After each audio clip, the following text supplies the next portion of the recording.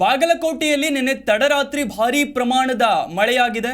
ಇದರಿಂದಾಗಿ ಗುಡುಗು ಸಹಿತ ಭಾರೀ ಮಳೆಯಿಂದಾಗಿ ಹೊಲ ಗದ್ದೆಗಳೆಲ್ಲ ನೀರಿನಿಂದ ಸಂಪೂರ್ಣವಾಗಿ ಜಲಾವೃತಗೊಂಡಿವೆ. ನಿನ್ನೆ ತಡರಾತ್ರಿ ಬಾಗಲಕೋಟೆಯ ಸಾಕಷ್ಟು ಕಡೆಗಳಲ್ಲಿ ಭಾರೀ ಪ್ರಮಾಣದ ಮಳೆಯಾಗಿದೆ. ಗುಡುಗು ಸಹಿತ ಬಿರುಸಿನ ಮಳೆಯಿಂದಾಗಿ ಹೊಲ ಗದ್ದೆಗಳು ಸಂಪೂರ್ಣ ಜಲಾವೃತಗೊಂಡಿವೆ.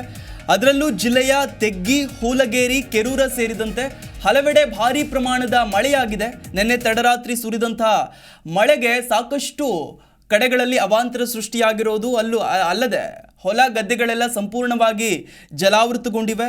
ಬಿಸಿಲಿನಿಂದ ಕಂಗೆಟ್ಟಿದ್ದಂತಹ ಬಾಗಲಕೋಟೆಗೆ ನಿನ್ನೆ ತಡರಾತ್ರಿ ಮಳೆರಾಯ ತಂಪೆರೆದಿದ್ದಾನೆ.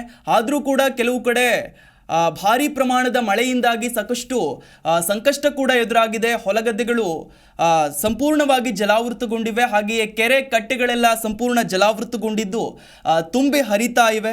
ಇನ್ನು ಬಿಸಿಲಿನಿಂದ ಕಂಗೆಟ್ಟಿದ್ದಂತಹ ಬಾಗಲಕೋಟೆ ಜಿಲ್ಲೆಯ ಜನರಿಗೆ ನಿನ್ನೆ ತಡರಾತ್ರಿಯ ಭಾರೀ ಪ್ರಮಾಣದ ಮಳೆಯಿಂದಾಗಿ ತಂಪೆರೆದಿದ್ದಾನೆ ವರುಣರಾಯ ಅಂತಲೇ ಹೇಳಬಹುದು. ಇನ್ನು ಕೆಲವು ಕಡೆಗಳಲ್ಲಿ ಸಾಕಷ್ಟು ಪ್ರಮಾಣದ ಮಳೆಯಿಂದಾಗಿ ಹೊಲಗದ್ದೆಗಳು ಜಲಾವೃತಗೊಂಡಿವೆ. ಹಳ್ಳ ಕೊಳ್ಳಗಳು ತುಂಬಿ ಹರಿತಾ ಇವೆ.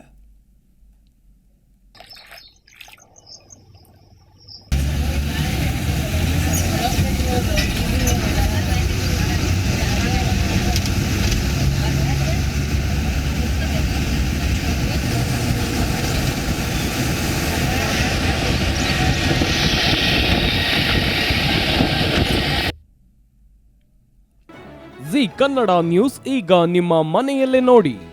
ಎಲ್ಲ ಕೇಬಲ್ಗಳಲ್ಲಿ ಈಗ ಲಭ್ಯ.